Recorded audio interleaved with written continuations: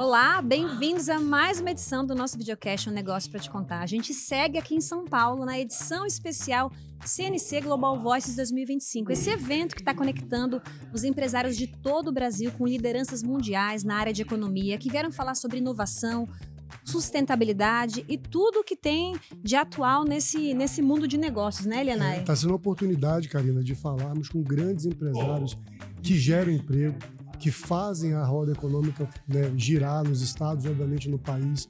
E aqui, representando o comércio de bens, serviços e turismo, nós temos hoje o prazer de receber da região norte o Luiz Alberto Nicolau, filho do saudoso Luiz Fernando Nicolau, que criou o grande grupo, o importante grupo, quem mora em Manaus conhece, no Amazonas, que é o Grupo Samel.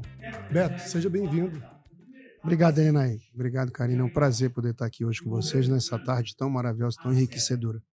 Olha, referência e nome forte no norte do país, apesar de estar localizado em Manaus. E da forma como eu olhei o Elenay falando aqui, eu senti que te tocou num lugar lá da infância, hein, Elenay, de você conhecer.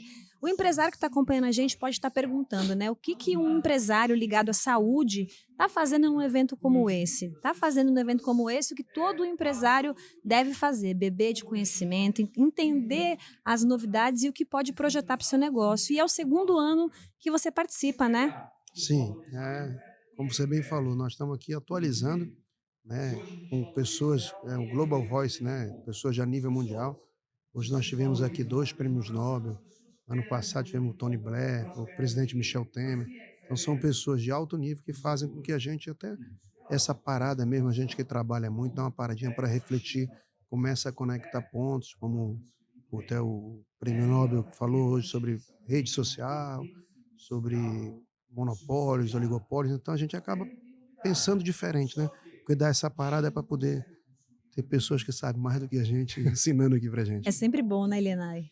Beto, vou te chamar de Beto, Beto, né? Beto, sim. Beto, eu acredito que é uma oportunidade também para vocês expressarem, né, colocarem algumas dores que eu sei que o empresariado vive hoje no nosso país. Sei que tem problemas regionais, né, estaduais, e tem problemas a nível de nação e de país. Você que é do ramo de saúde, qual é o teu olhar de dores que a gente precisa como país trabalhar, desenvolver, para incentivar empresários como você, né, a expandir, a crescer, a gerar mais emprego, porque obviamente o município, o estado, né, a federação ganha com isso. Olha, se eu fosse te citar assim, no geral, a gente hoje falou muito aqui sobre macroeconomia, né? Taxa de juros, inflação, políticas governamentais, a alta taxa de endividamento do Brasil, mas ali trabalhando na microeconomia, vamos dizer assim, olhando mais para dentro de casa, para nossa empresa, eu acho que o maior problema do Brasil é educação. Educação, eu acho que mão de obra qualificada, tem alguns incentivos aí do governo que, em alguns casos, são incentivos que são bons, como, por exemplo, Bolsa Família, mas tem pessoas que hoje acabam fazendo disso uma profissão, então você está com uma escassez de mão de obra, não só de mão de obra qualificada, como de mão de obra. E no nosso estado, infelizmente, nós temos um nível de educação que agora, numa pesquisa recente, foi considerado o pior do país. O nível de educação do país já não é bom, e lá no norte e no Amazonas especificamente, nós tivemos aí, e é o que a gente vê no dia a dia. Então, quando a gente quer, nós temos uma empresa de software também, né, uma health tech nossa, que a gente precisa de mão de obra mais qualificada, a gente acaba tendo que trabalhar remotamente com outros lugares, porque você tem uma certa dificuldade de tecnologias. A área mesmo da educação, na área de medicina também, no Brasil, tem muita faculdade que não forma tão bem os profissionais. Então, assim, fora toda a questão de infraestrutura, segurança jurídica, eu acho que hoje, assim, o problema maior para o nosso grupo como empresário seria educação. Seria educação para poder, inclusive educação básica. A gente se olhou porque eu acho que o Elenay lembrou de uma coisa no café da manhã. Hoje a gente teve um café da manhã aqui, exclusivo para os empresários, né, convidados a esse evento, onde eles puderam conversar e ter aí um momento antecipado da palestra dos dois prêmios Nobel de Economia, né? E o James Robinson, se não me engano, o professor Robinson falou, né, de verdade e ciência, e o Paul Romer falou da educação, do quanto a gente tem que fortalecer. Eu tenho percebido em algumas conversas que a gente tem feito, né, Helena, que essa questão da educação, eu acho que vai muito além da formação de mão de obra. É o que você colocou, Beto, que a gente não tem hoje pessoas que tenham a vontade de trabalhar, talvez por um excesso de programas de assistencialismo, mas pensando pelo lado da formação de mão de obra, é uma coisa que nós, enquanto sistema comércio, podemos ajudar muito, né? A gente tem o SENAC, que é o nosso principal eixo de capacitação de mão de obra, de qualificação profissional.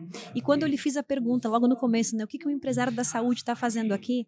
A saúde é um segmento que está muito dentro desse nosso desenvolvimento, né, Elianai, de SESC e SENAC, por conta das atividades de capacitação. Você já tinha tido um contato com o nosso sistema nessa linha, com o SESC na atividade de qualidade de vida para os colaboradores e com o SENAC nessa possibilidade de fazer cursos ligados à área da saúde, enfermagem, instrumentação? Para te ser bem sincero, por mais que eu esteja lá em Manaus, obviamente conheço o SESC, o SENAC, já estive lá algumas vezes, mas nós nunca conversamos muito sobre isso.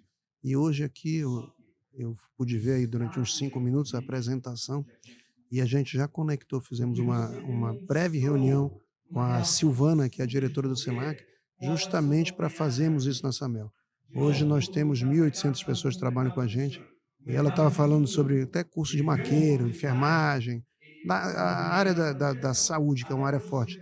Então, a gente pretende, até por conta dessa questão que eu falei de educação, cada vez que a gente melhora a nossa mão de obra, a gente na ponta melhora o serviço para o nosso cliente, melhora a nossa empresa, melhora o ecossistema de saúde, que melhora o nosso estado. Então, a gente vai estar fazendo essa parceria para ver se a gente vai cada vez mais melhorando. A Silvana ficou de semana que vem lá com a gente vai fazer isso Então na a gente, a prática. gente, a gente já está com um dever Eu já cumprido, né, tenho um Elianai? check aqui de, Por de, de, de favor. objetivo, que é um pouco disso, sabe? Primeiro ponto, Beto, que eu acho que é importante ficar muito claro para quem está assistindo a gente, é que esse é um evento que, obviamente, visa ouvir vozes mundiais e debater grandes temas, mas é um evento de reconhecimento. Pessoas como você, que são heróis do nosso país, porque não é fácil empreender. O presidente Tadros, que é de Manaus, né, presidente da CNC, também presidente da FEComércio Amazonas, ele diz algo que soa muito como verdade e aplicável, que parece que ganhar, lucrar dinheiro no nosso país é pecado. Porque quanto mais isso acontece, mais você vê uma carga muito pesada do Estado sobre, né, o empresário. Eu queria só tecer alguns comentários interessantes sobre nessas trocas de dados e pesquisas que são interessantes. O primeiro ponto é que a questão da empregabilidade está com um dos menores índices da história do país. Só que são índices que não consideram pessoas que não querem trabalhar. Exatamente, esse é o Então, ponto. fica falado, parecendo que as pessoas não têm... Que não tem nós- desemprego, porque a empregabilidade está alta, né, Elianai?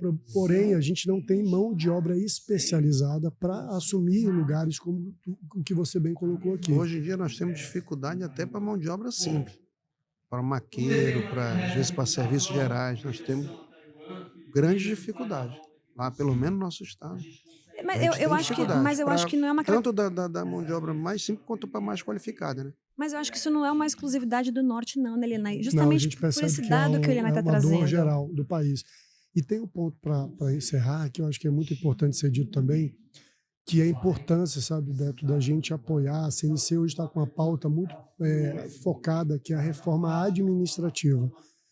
Lá atrás, em 2019, eu lembro que o presidente Tadros, ele colocava algo que realmente hoje faz todo sentido olhar para trás, que era: como é que a gente vai fazer uma reforma tributária sem fazer uma administrativa? Ou seja, eu não decido primeiro o custo, a entrada, a receita, antes de determinar um custo. Tem que arrumar a casa, né? Foi meio que aconteceu. A gente definiu na reforma tributária, né, quanto a gente iria aumentar, né, de impostos, porque uma reforma que nasceu para diminuir e simplificar, infelizmente, vai aumentar ainda mais para o setor de serviço. Tudo bem que eu acho que a nossa atuação conjunta melhorou muito o texto para o lado do serviço. Eu ia falar Precisa ser isso. reconhecido. Só não vai ser pior, Beto, e empresário que está acompanhando a gente, principalmente você que é de serviços, porque a CNC fez um trabalho no Congresso Nacional de olhar ponto a ponto, junto com o grupo de trabalho na LNAI, para que a gente pudesse minimizar qualquer tipo de impacto. O setor de serviços vai sofrer o impacto, mas ainda eu vou usar um termo feio, é menos pior do que poderia ser, né? Sem dúvida, Justamente por sem isso que o Helena dúvida. está colocando aqui, do trabalho que a gente tem feito, né? E aí, partindo para a pergunta, Beto, assim, na reforma administrativa, eu imagino você como empresário tendo que fazer economia, enxugar os seus quadros e atender com excelência, porém sempre naquela receita de um dono, de um chefe de casa, que, né, às vezes não consegue fazer uma viagem porque tem que economizar para a escola do filho. Planejamento, coisa que muitas vezes vocês que trabalham e geram essa riqueza do país não veem do governo, né? Veem o gasto exacerbado, esses aumentos. Então, o teu olhar hoje para a reforma administrativa, você acha que ela é importante mesmo, ela é crucial para que haja mais segurança, um melhor até cenário para vocês empreenderem, para poder expandir, para poder ter,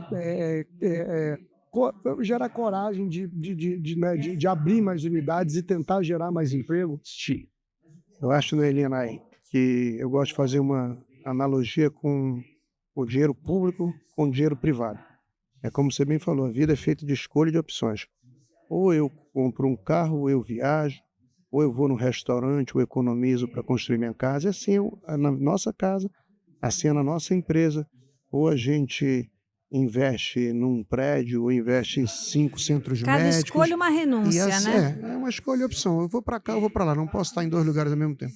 E a mesma coisa é o governo, em grande escala. O governo, o que é? A reunião do dinheiro de todo mundo para administrar. Mas a gente não vê nada em direção a isso. A gente vê aumento de impostos, agora mesmo com a tributação dos dividendos, né?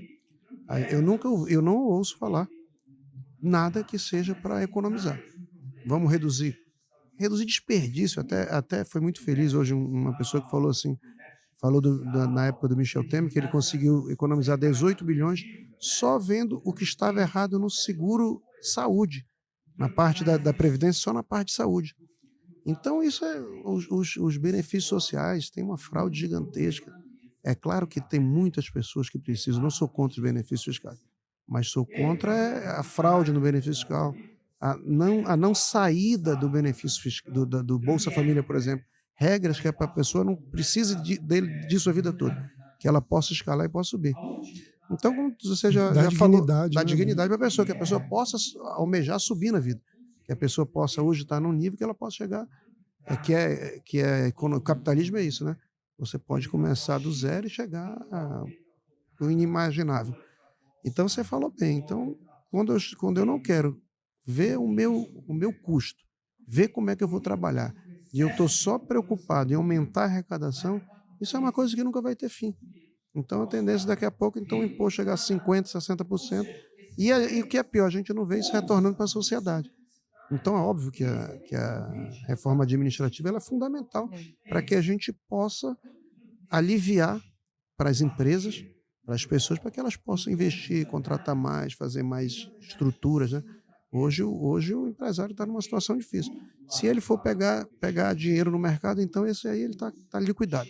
A taxa de juros, nós temos, é sempre o Brasil, a segunda ou a primeira maior taxa de juros do mundo, né? Juro real de 8, 9, se você falar o CDI 10% ao ano, não. Não, e essa modernização do Estado é urgente, né? Ele falou, o presidente Tadros, desde 2019, tem falado isso, antes mesmo da reforma tributária, e a gente está muito assim empenhado que agora para esse ano a gente continue esse trabalho, né, com o nosso grupo técnico que tem acompanhado as discussões no Congresso, né?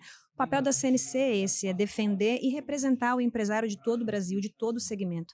E nós nos sentimos muito valorizados por ter empresários como você, né, que lá no norte construiu aí, vou falar como o Elianai fala, eu queria assim os big numbers, né, do teu negócio. Você falou que vocês têm 40 46 anos? 44 anos, 44 anos de história.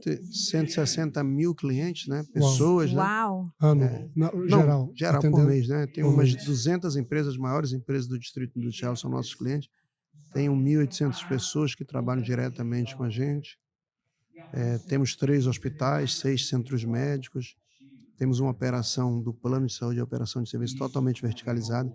100% dos atendimentos são feitos pela nossa própria rede, Como, em grandes números. como não se orgulhar de um empresário como esse, com esse fluxo de pessoas que contribuem para o nosso sistema, né, Elianai? E não só esse tipo de resultado, mas você que é de Manaus, do Amazonas, que tem o SESC aí perto de você, que tem o SENAC perto de você, saiba que são empresários como o Beto que contribuem para a existência do sistema comércio, a CNC, a Federação do Comércio aí, os sindicatos e o SESC e SENAC que estão aí perto de vocês, tanto em Manaus como em alguns interiores do Amazonas. A gente sabe que tem unidades aí capacitando, dando qualidade de vida para o empregado do comércio, mas também para a sociedade em geral. Porque a gente sabe que, por exemplo, o SESC tem muita gente que acessa a piscina, que acessa, né, a mamografia. Olha, eu tive lá, eu conheci o Sesc Balneário, achei sensacional. Gigante. Meu Deus, Dentro uma da cidade. cidade, É uma cidade. Eu uma achei cidade dentro da cidade.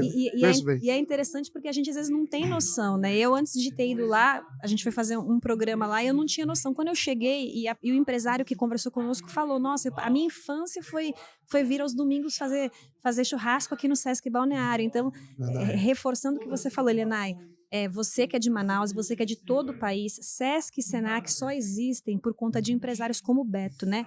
Que fomentam a economia, que contribuem, que tem esse tanto de colaborador e que contribuem com o nosso sistema. É por esses empresários que a gente está aqui, num evento como esse, para reconhecer e valorizar, né, Elianai? É isso. Beto, considerações finais para a gente fechar aqui. É um evento pocket pequeno, mas eu vou deixar um convite para você, ou em Brasília ou no Rio de Janeiro, quando, numa data oportuna, a gente bater um papo, a gente queria conhecer mais detalhes, né? Até mesmo os planos que vocês têm traçados aí para os próximos anos e décadas, mas deixa uma mensagem para pequenos empreendedores, pequenos empresários que você já foi pequeno, já teve início como todo mundo tem, e sobre perseverança ou algo que você ache importante para um empresário conseguir ter um lugar ao sol, ainda mais nos dias de hoje no país. Elianai, já que são as palavras finais, eu queria agradecer vocês, a Karina, a você, Elianai, ao presidente Aderson Frota, quem nos deu a honra de nos convidar aqui para estarmos aqui, ao presidente da Confederação, Roberto Tados, que é um orgulho para o nosso estado, e poder estar hoje comandando um órgão tão importante, de suma importância para eles, um órgão tão grande. Então nós, como amazonenses, sentimos orgulho disso. E a mensagem assim que eu dou para o empresário, acabamos até de ouvir, né? O Brasil, ele vai no precipício, mas ele não pula. Então eu acho que a gente tem que... eu tenho muitos clientes, pequenos empresários, são mais de 1.000 micro e pequenas empresas que também são clientes nossos, fora 200 empresas grandes. É que não desista, que o brasileiro é persistente, que a gente ter sempre assim uma visão de que o nosso país vai sim para frente. Eu acho Otimista, né? ser otimista, Resiliente, né? resiliente e que foque no seu negócio. Eu acho que tem certas coisas que eu gosto de chamar de zona de influência, que a nossa empresa, que é a microeconomia, é você controlar seu custo, melhorar sua qualidade, melhorar sua mão de obra, melhorar suas instalações, o seu comercial. E tem a área que é uma área que você não pode fazer nada diretamente, né? Claro, como brasileiro, então que é a área de política externa, juros, guerra comercial, tarifa, uma macro mesmo economia. Eu acho que quem é um pequeno empresário, eu acho que tem que focar no seu negócio mesmo, olhar seus custos, fazer igual o governo, dar um bom exemplo, né? Olhar seus custos, olhar a educação dos seus funcionários, melhorar, já que o Estado não faz, a empresa tem que fazer. Nós fazemos muito isso na Assembleia, muito treinamento, pagamos cursos de pós-graduação, faculdade também. Eu acho que é isso, eu acho que tem que perseverar e olhar mesmo para dentro de casa, o que pode fazer da porta para dentro. Perseverar e ter propósito, né? A gente teve entrevistando nessa leva de programas aqui do Global Voices o o CEO, né, do Grupo Guararapes, mais conhecido Sim. como Riachuelo, ele falou, a gente fez uma pergunta semelhante a ele, e ele falou para o Elenay assim, né, tem que ter propósito. Então é olhar para dentro, é tentar entender e ser resiliente. A gente é brasileiro, tem orgulho Não do nosso desiste país, nunca. não Brasileiro desiste não desiste nunca, nunca, né? né? Isso, se valer do estigma, né? Beto, muito obrigado, viu, mais uma vez. Parabéns. A gente segue aqui, né, Karina, entrevistando grandes empresários dos 4 cantos do nosso país, do norte ao sul, do leste ao oeste, mostrando para vocês que é possível e principalmente agradecendo eles, porque é eles que fazem esse sistema acontecer. É isso, Karina? É isso, para os empresários brasileiros, então, uma salva de palmas, por favor. Fica com a gente que tem muito mais por aí.